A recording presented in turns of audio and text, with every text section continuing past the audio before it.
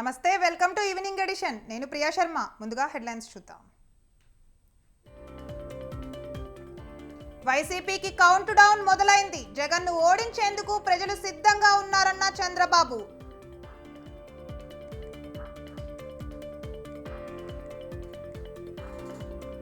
కాళేశ్వరం నిర్వహణ గుదిబండగా మారింది. 1000 కోట్ల దోపిడీ చేశారన్న భట్టి.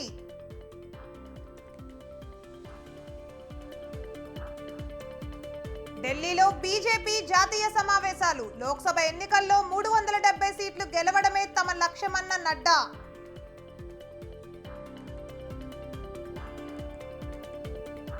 కాసేపట్లో జిఎస్ఎల్వి ప్రయోగం. ఇన్సాట్ 3 ఉపగ్రహాన్ని నింగిలోకి మోసుకెళ్లనున్న రాకెట్.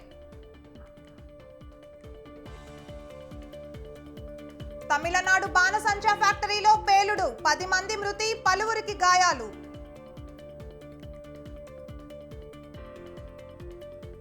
రాజ్కోట్ టెస్టులో జైస్వాల్ సెంచరీ. 122 బంతుల్లో సెంచరీ చేసిన జైస్వాల్.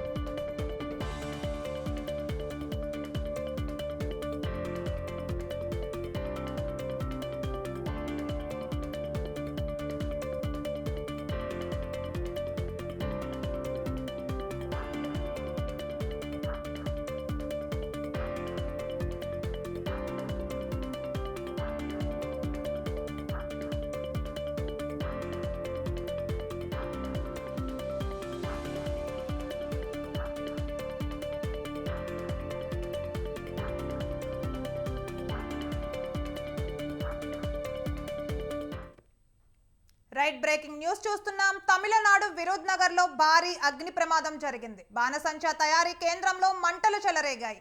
ప్రమాదంలో 10 మంది మృతి చెందగా 4 పరిస్థితి విషమంగా ఉంది. మృతుల్లో 5 మహిళలు ఉన్నారు. క్షతగాత్రులను శివకాశి ప్రభుత్వ హాస్పిటల్ కి తరలించారు. ఘటనా స్థలంలో సహాయక చర్యలు కొనసాగుతున్నాయి. ప్రమాద సమయంలో ఫ్యాక్టరీలో 200 మంది కార్మికులు ఉన్నట్లు సమాచారం.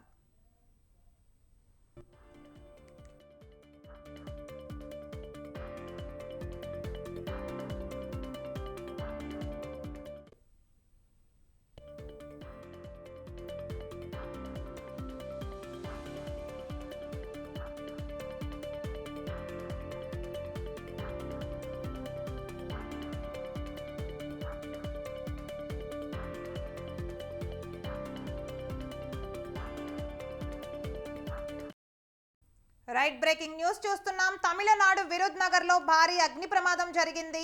బాణసంచా తయారీ కేంద్రంలో మంటలు చెలరేగాయి. ప్రమాదంలో 10 మంది మృతి చెందగా 4 పరిస్థితి విషమంగా ఉంది. మృతుల్లో 5 మహిళలు ఉన్నారు. క్షతగాత్రులను శివకాశి ప్రభుత్వ హాస్పిటల్ కి తరలించారు. ఘటనా స్థలంలో సహాయక చర్యలు కొనసాగుతున్నాయి.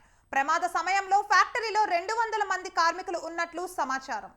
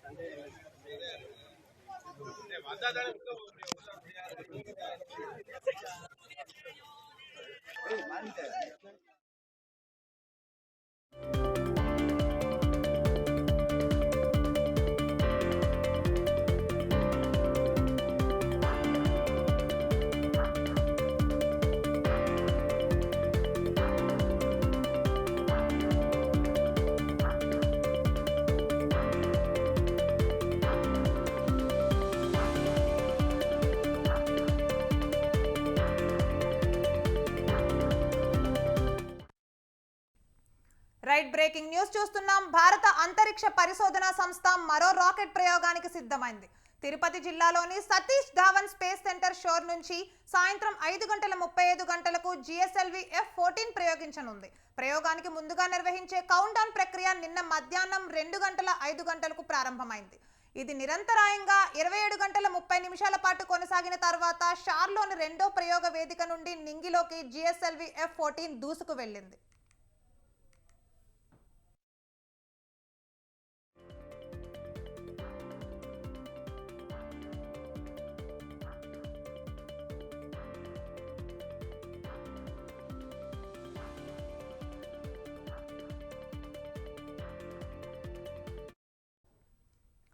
ఇస్రో అధిపతి డాక్టర్ సోమనాథ్ అర్ధరాత్రి షార్కు చేరుకొని కౌంట్ డౌన్ ప్రక్రియను పర్యవేక్షిస్తూ శాస్త్రవేత్తలకు సూచనలు చేశారు. జిఎస్ఎల్వి వాహక నౌక 2275 కిలోల బరువు గల ఇన్సాట్ DS-3 ఉపగ్రహాన్ని నిర్ణీత కక్షలో ప్రవేశపెట్టనుంది. ఈ ఉపగ్రహాన్ని వాతావరణ పరిశీలనలను మెరుగుపరచడానికి, భూమి సముద్ర ఉపరితలాలను పర్యవేక్షించడానికి రూపొందించారు. తద్వారా వాతావరణ అంచనా, విపత్తు హెచ్చరిక వ్యవస్థలను మెరుగుపరుస్తుంది. ప్రస్తుతం కక్షలోని ఇన్సాట్ D3, ఇన్సాట్ 3DR ఉపగ్రహాలతో కలిసి పనిచేయనుంది.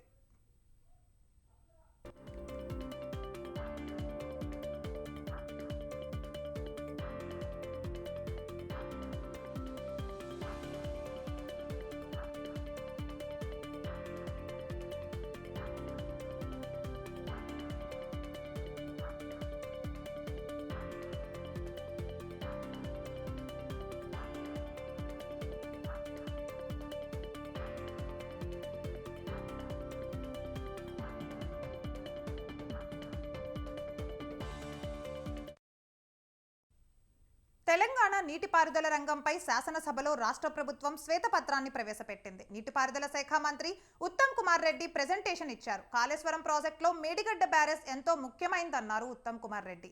మేడిగడ్డ, అన్నారం, సుందిల్లా బ్యారేజ్ల ద్వారా గత ప్రభుత్వం 19 లక్షల ఎకరాలకు నీరిచ్చే ఆలోచన చేసిందని, దురదృష్టవశాత్తు మేడిగడ్డ కుంగిపోయిందని చెప్పారు. డిజైన్, నిర్మాణ లోపాలు, O&M పర్యవేక్షణ లోపం కారణంగా బ్యారేజ్ కుంగిపోయిందన్నారు. 100 ఏళ్లు ఉండాల్సిన బ్యారేజ్ ని కేవలం 3 ఏళ్లలోనే కుప్పకూలిపోయే స్థితికి తీసుకొచ్చారని ఉత్తమ్ మండిపడ్డారు. కుంగిపోయిన బ్యారేజ్ పియర్ 20 కింద నుండి పై వరకు ఏర్పడిన పగుళ్లను ప్రెజెంటేషన్ ద్వారా మంత్రి వివరించారు.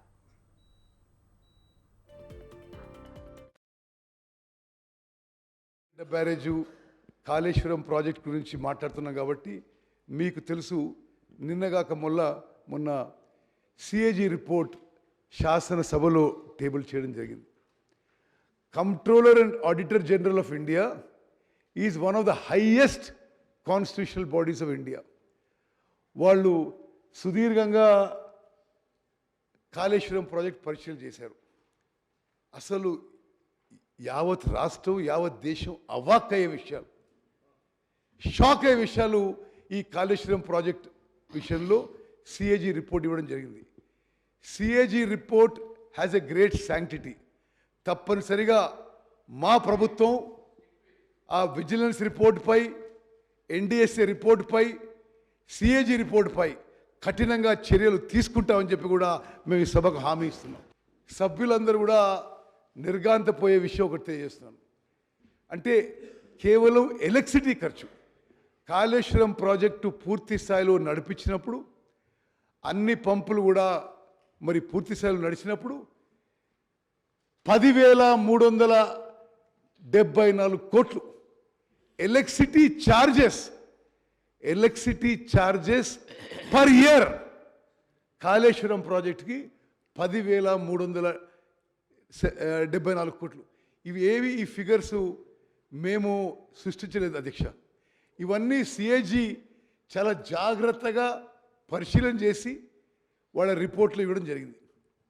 అదేవిధంగా మరి ఇది కమిషన్ల కక్కుర్తో మరొకటో తెలియదు కదా నాకు.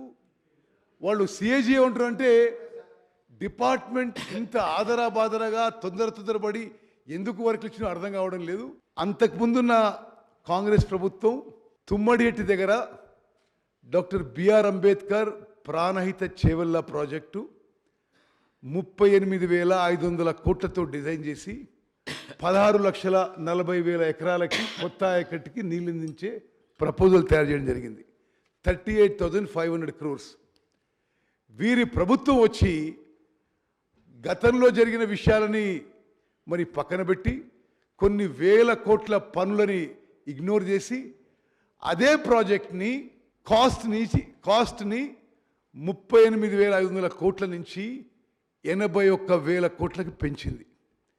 వాళ్ళ ప్రాజెక్ట్ రిపోర్టు 81,911 రూపాయలకి సెంట్రల్ వాటర్ కమిషన్ మరి డిపిఆర్ అప్రూవ్ చేయడం జరిగింది. ఆనాటి ముఖ్యమంత్రి కేసీఆర్ గారు, ఆనాటి ఆంధ్రప్రదేశ్ ముఖ్యమంత్రి జగన్మోహన్ రెడ్డి గారు అనేక సందర్భాల్లో కలిశారు.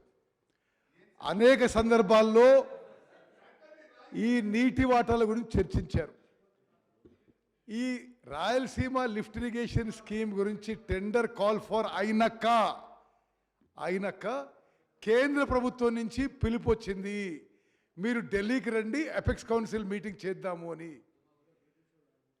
అపెక్స్ కౌన్సిల్ మీటింగు అవాయిడ్ చేయడానికి, I stand corrected, apex council meeting video conference చేద్దామని, వీడియో కాన్ఫరెన్స్లో అర్ధగంట మీటింగ్ చేసి ఆ రోజు ఆ ముఖ్యమంత్రి కేసీఆర్ గారు అబ్జెక్షన్ చెప్పుంటే టెండర్ ప్రక్రియ ఆగిపోయేది. ఆ టెండర్ ప్రక్రియ పూర్తయి అగ్రిమెంట్ అయినాక అపెక్స్ కౌన్సిల్ మీటింగ్ పోయిన విషయం కూడా యావత్ తెలంగాణ ప్రజానికి తెలియజేస్తారు. చేసిన తప్పులు అంగీకరించి గత ప్రభుత్వం తెలంగాణ సమాజానికి క్షమాపణ చెప్పి ఉంటే బాగుండేదని సీఎం రేవంత్ రెడ్డి అభిప్రాయం వ్యక్తం చేశారు. నీటిపారుదల రంగంపై చర్చలో భాగంగా గత ప్రభుత్వంపై ఆగ్రహం వ్యక్తం చేశారు. గత ప్రభుత్వం గోదావరి ప్రాజెక్టులపై విశ్రాంత ఇంజనీర్లతో కమిటీ చేసిందని, 5 ఇంజనీర్ల కమిటీ ప్రాజెక్టులపై నివేదిక ఇచ్చిందని చెప్పారు. తుమ్మిడిహట్టి వద్ద కాకుండా మరోచోట ప్రాజెక్టు రీడిజైనింగ్ కు ఇక్కడే పునాది పడిందని రేవంత్ చెప్పారు. ఇంత జరిగినా గత ప్రభుత్వం తప్పులు అంగీకరించి సలహాలు ఇస్తే ప్రజలు అభినందించేవారన్నారు. అలా కాకుండా ఎదురు దాడి చేయడం సరికాదన్నారు రేవంత్ రెడ్డి. అధ్యక్ష, పదే మా మిత్రులు అసలు చంద్రశేఖరరావు గారు అంటే ఏమనుకుంటురే, నీళ్ళకే నడక నేర్పిండు, అలా అసలు హంసకు కాదు అదేంది నెమలికి డ్యాన్స్ నేర్పిండు, అసలు అపర భగీరథుడు అని వాళ్ళు చెప్తున్నారు. అధ్యక్ష, ఇది 23 సెప్టెంబర్ 2015.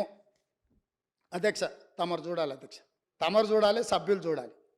సెప్టెంబర్ 23, 2015 నాడు, ఇవాళ ఏ తారీఖులు ఉన్నాం అధ్యక్ష? ఫిబ్రవరి 17, 2024 ఉన్నాం అధ్యక్ష. 9 ఏళ్ల కింద, దాదాపుగా 9 ఏళ్ల కింద అధ్యక్ష, మేడిగడ్డ మేడి పండేనా మిత్రులందరూ చూడాలి. మీ మిత్రుడే మీ సహచర పంచపక్ష పరమాణాలు మీరు ఏదైతే ప్రగతి భవన్లో పిలిచి భోజనం పెట్టినరో ఆ మిత్రుడి పత్రికల మేడిగడ్డ మేడి పండేనా అని 2015 నాడు ఈ పత్రికలో రాసిన వార్త ఇది. ఈరోజు ఉత్తమ్ కుమార్ రెడ్డి గారు చేసిన ఆరోపణ కాదు అధ్యక్ష. ఈరోజు మునిగిపోయిన మేడిగడ్డ, పగిలిపోయిన అన్నారము, కుప్పగూలిన సుందీళ్లను చూసి మాట్లాడి రాసింది కాదు అధ్యక్ష. ఆ రోజు సాంకేతిక నిపుణులు ఇచ్చిన నివేదిక ఆధారంగా ఆ రోజు మీడియా మిత్రులు తెలంగాణ మేలు కోరి ఈ వాస్తవాలన్నిటిని ఆ రోజే చెప్పిండ్రు అధ్యక్ష. ఇవాళ మాజీ మంత్రి హరీష్ రావు గారిని నేను నిలదీస్తున్నా, మీరు బాధ్యులు, మీరు ఈ దుర్మార్గాలకు పాల్పడ్డది మీరు. మిమ్మల్ని ఎందుకు 2014 నుంచి 18 వరకు మిమ్మల్ని చంద్రశేఖరరావు గారు మంత్రిగా కొనసాగించి 18లో ఎందుకు మిమ్మల్ని మంత్రిగా బర్తరఫ్ చేసిండని నేను అడుగుతున్నా. మీరు ఈ దోపిడీలో ఆ తర్వాత వచ్చిన చంద్రశేఖరరావు ఈ శాఖకు మంత్రి, ఈ పాపాలకంతా వాళ్ళిద్దరు కారణం కాదా అధ్యక్ష? వీళ్ళిద్దరు కలిసి ఈ రకంగా తెలంగాణను మొత్తం చెదలు పట్టించారు అధ్యక్ష. తెలంగాణను మొత్తం దోపిడీ. ఇట్లాంటి పరిస్థితుల్లో ఇంకా కూడా ఈ రకమైన మొండి వాదనలు, తొండి వాదనలు వద్దు హరీష్ రావు గారు. ఇవాళ ఎదురుగ్గా కూర్చొని పచ్చి అబద్ధాలు మాట్లాడుతుంటే మా అక్క మా జిల్లా కోసం మాట్లాడతలేదంటే నాకు ఆశ్చర్యం అనిపిస్తుంది. సబ్జెక్టే ఇది. ఆనాడు దీక్షలు చేసి, ధర్నాలు చేసి, ఆనాడు రాజశేఖర రెడ్డి గారిని ఒప్పించి మెప్పించి చేవెళ్లలో శిలాఫలకం వేసి ప్రారంభోత్సవాలు చేసి 100 కోట్ల రూపాయల పనులు చేసి ఆ పనులను అర్ధాంతరంగా వదిలేస్తే దీక్షలు ధర్నాలు చేసిన శ్రీమతి సబితా ఇంద్రారెడ్డి గారు ఈరోజు మౌనంగా హరీష్ రావు గారిని సమర్థిస్తున్నారు అంటే ఇది తెలంగాణ సమాజానికి మంచిదా అని తమ ద్వారా నేను అడుగుతున్నా అధ్యక్ష. నేను ఆ ప్రాంతం నుంచి వచ్చినాం అధ్యక్ష, వాళ్ళు ఎన్నుకుంటూ వచ్చినాం, మనకు బాధ్యత లేదా అధ్యక్ష? సరిదిద్దాల్సిన బాధ్యత మన మీద లేదా? ఎదురుగా ఉండి 6 అడుగులు నిలబడి ఆయన అబద్ధాలు చెప్తుంటే అక్క ఒక మాట కూడా తమ్మి ఇది తప్పు అని అనకపోతే ఎట్లా? అక్క అక్క అక్క అక్క అక్క అక్క బాధ్యత ఏంది? అక్క బాధ్యత ఏంది? తమ్ముళ్ళు తప్పు చేస్తే చెప్పాలి, తమ్ముళ్ళు తప్పు మాట్లాడితే సరిదిద్దాలి, కానీ ఆ పని చేయరు. ఎందుకు అని అంటే రంగారెడ్డి జిల్లా ఎండిపోయినా సరే, మన ప్రాంతం పడావు పడ్డా సరే, ఇది అధ్యక్ష ఆ స్కూల్ ట్రైనింగ్ అట్లాంటిది. తాను పార్టీ మారుతున్నట్లు వస్తున్న వార్తలు అసత్యమని ఈటెల రాజేందర్ స్పష్టం చేశారు. కాంగ్రెస్ నేతలతో భేటీ అయినట్లు వస్తున్న వార్తలు నిజం కాదన్నారు. కార్పొరేటర్ ఒప్పుల నరసింహారెడ్డి గృహప్రవేశం కార్యక్రమంలో అన్ని పార్టీల నేతలు తనతో కలిశారన్నారు. ఉద్దేశపూర్వకంగా కొందరు తనపై తప్పుడు ప్రచారం చేస్తున్నారని ఈటెల ఆగ్రహం వ్యక్తం చేశారు.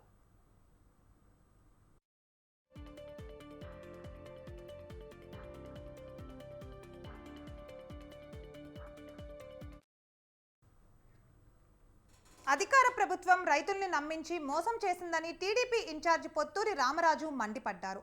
పశ్చిమ గోదావరి జిల్లా మొగల్తూరు పంట కాల్వలో పేరుకుపోయిన తూడు గుర్రపు డెక్కను టీడీపీ శ్రేణులతో కలిసి శ్రమదానం చేసి శుభ్రం చేశారు. కాల్వలో పేరుకుపోయిన గుర్రపు డెక్కను కూడా తొలగించలేని హీన స్థితిలో వైసీపీ ప్రభుత్వం ఉందని మండిపడ్డారు. 5 ఏళ్ల జగన్ పాలనలో రైతులు అన్ని రకాలుగా నష్టపోయారన్నారు.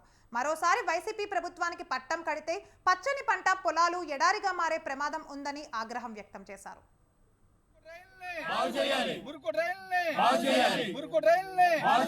పంట కాలంలో ఉన్న తూటును వెంటనే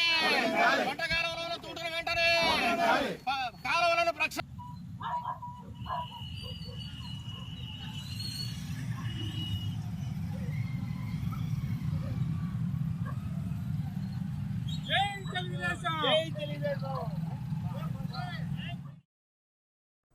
కేంద్రం ప్రభుత్వంపై ఏపీ కాంగ్రెస్ సీనియర్ నేత తులసిరెడ్డి ఆగ్రహం వ్యక్తం చేశారు. కాంగ్రెస్ బ్యాంకు ఖాతాలను బీజేపీ స్తంభింపచేయడం దారుణమన్నారు. ఎన్నికల బాండ్లను నిషేధిస్తూ సుప్రీంకోర్టు ఇచ్చిన తీర్పుతో బీజేపీకి ఓటమి భయం పట్టుకుందని విమర్శించారు తులసిరెడ్డి. క్విడ్ ప్రోకో ద్వారా ఎన్నికల ఫండ్ పొందడం బీజేపీ హీన చరిత్రకు ఇది నిదర్శనమని మండిపడ్డారు. పారదర్శకత కోసం సమాచార హక్కు చట్టాన్ని తీసుకొచ్చిన గత కాంగ్రెస్ ప్రభుత్వాన్ని వద్దన్నారు తులసిరెడ్డి. కాంగ్రెస్, యువజన కాంగ్రెస్ బ్యాంకు ఖాతాలను ఇన్కమ్ ట్యాక్స్ డిపార్ట్మెంట్ ద్వారా బీజేపీ ప్రభుత్వం స్తంభింప చేయడం అనేది ఇది బీజేపీ దిగజారుడు రాజకీయానికి, బీజేపీ నైతిక విలువల పతనానికి ఇది ఒక నిదర్శనం. సుప్రీంకోర్టు తీర్పుతో ఎన్నికల బాండ్ల మీద నిషేధం విధించిన తర్వాత బీజేపీ పార్టీకి ఓటమి భయం పట్టుకుంది. ఈ ఓటమి ఫోబియాతో ప్రతిపక్షాలను వేధించి పైశాచిక ఆనందం పొందాలని చూస్తూ ఉంది. క్విడ్ ప్రోకో ద్వారా అంటే ఇచ్చుకో పుచ్చుకో, నీకిది నాకిది అనే విధానం ద్వారా ప్రభుత్వ సొమ్మును కార్పొరేట్ శక్తులకు ఇవ్వడం, తిరిగి కార్పొరేట్ శక్తుల నుండి ఎన్నికల ఫండ్ పొందడం అనేది ఇది బీజేపీ విధానం. మంగళగిరి నియోజకవర్గం నారా బ్రాహ్మణి పర్యటించారు. ఆటోనగర్లోని వీవర్శాలను బ్రాహ్మణి టాటా తనేరా ఈసీఓ అంబుజా నారాయణతో కలిసి ప్రారంభించారు. అనంతరం మంగళగిరిలోని అంబుజా నారాయణతో కలిసి చేనేత డయ్యింగ్ షెడ్ను పరిశీలించారు. చేనేత డయ్యింగ్ విధానాన్ని కార్మికులను అడిగి తెలుసుకున్నారు. మంగళగిరి చేనేతకు టాటా సంస్థ మద్దతు ప్రకటించింది.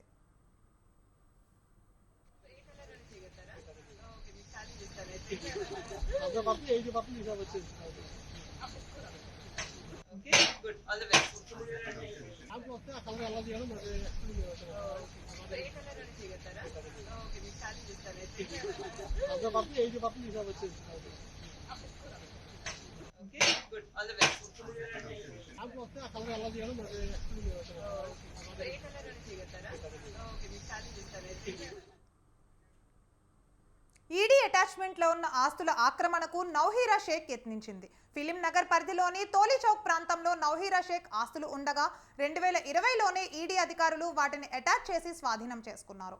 జనవరి 29న స్థలాల వద్ద దుండగులు బోర్డులను ఏర్పాటు చేశారు. గత నెల 31న వెస్ట్ జోన్ డీసీపీకి ఈడీ అధికారులు లేఖ రాశారు. తాజాగా శుక్రవారం స్థలాలను ఈడీ అధికారులు పరిశీలించగా స్థలాల వద్ద నౌహీరా షేక్ పేరుతో బోర్డులను ఏర్పాటు చేశారు. దీంతో ఫిలిం నగర్ పోలీసులకు ED assistant director Gajra Singh Thakur ఫిర్యాదు చేశారు.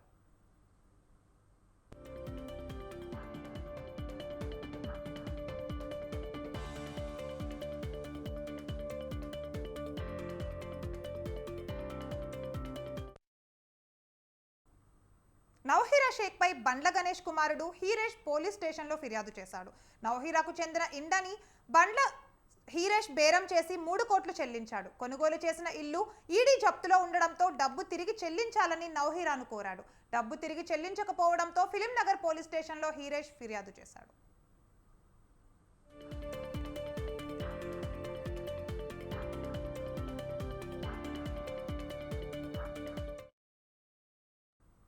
హెచ్ఎండిఏ మాజీ డైరెక్టర్ శివబాలకృష్ణ కేసు విచారణలో విస్తుపోయే నిజాలు బయటపడుతున్నాయి. ఫేక్ ఐటీ రిటర్న్ ఫైల్ చేసినట్లు పోలీసులు గుర్తించారు. తన కుటుంబ సభ్యులకు వ్యాపారాలు ఉన్నట్లు చూపించి ఫేక్ సంస్థలను ఏర్పాటు చేశారు శివబాలకృష్ణ. అక్రమ సంపాదనను కవర్ చేసేందుకు షేల్ కంపెనీల పేరుతో ఆదాయం వచ్చినట్లు సృష్టించారు హెచ్ఎండిఏ మాజీ డైరెక్టర్.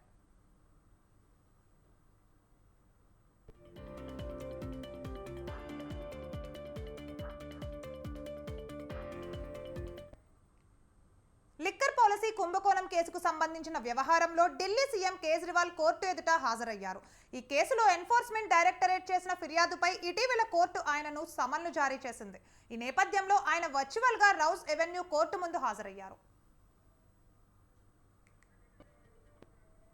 అసెంబ్లీలో విశ్వాస పరీక్ష ఉన్నందున వ్యక్తిగత హాజరు నుంచి మినహాయింపు కోరగా కోర్టు అందుకు అంగీకరించింది. మరోవైపు కేజ్రీవాల్ దరఖాస్తుకు ఈడీ తరపు న్యాయవాది ఏఎస్జీ రాజు సైతం అభ్యంతరం వ్యక్తం చేయలేదు. దీంతో మార్చి 16వ తేదీకి తదుపరి విచారణ వాయిదా వేసింది కోర్టు.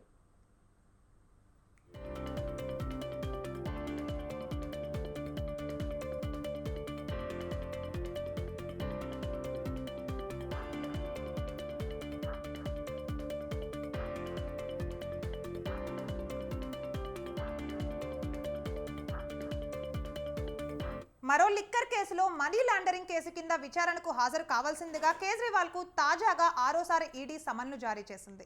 ఫిబ్రవరి 19న తమ ముందు హాజరు కావాలని ఆ సమన్లలో కోరింది. అంతకుముందు ఆయనకు 5 సార్లు జారీ చేసిన విచారణకు గైర్హాజరు కావడంతోనే ఈడీ కోర్టును ఆశ్రయించింది. ఈ తరుణంలో ఎల్లుండి విచారణకు హాజరు అవుతారా అనే సస్పెన్స్ నెలకొంది.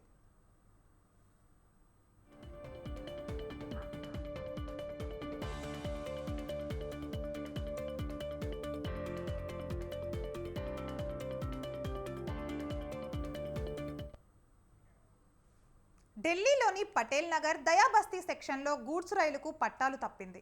గూడ్స్కు చెందిన 8 వ్యాగన్లు పక్కకు ఒరిగాయి. ఈ ఘటన నగరంలోని జకీరా ఫ్లైఓవర్ సమీపంలో చోటు చేసుకుంది.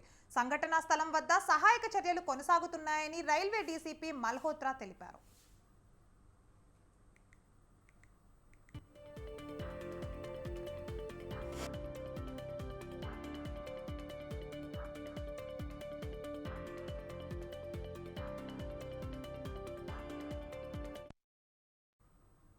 ఢిల్లీ జవహర్లాల్ నెహ్రూ స్టేడియం వద్ద ఏర్పాటు చేసిన తాత్కాలిక నిర్మాణం కూలిపోయింది.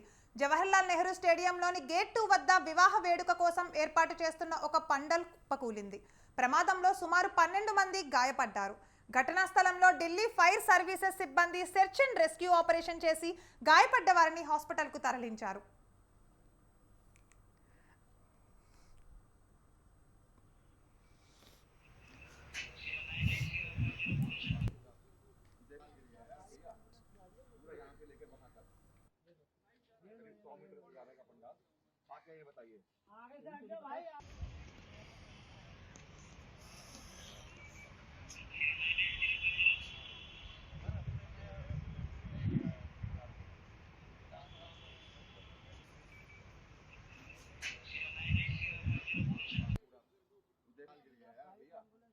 पूरा यहाँ से लेकर वहां तक करीब 100 मीटर से ज्यादा का पंडाल आके ये बताइए।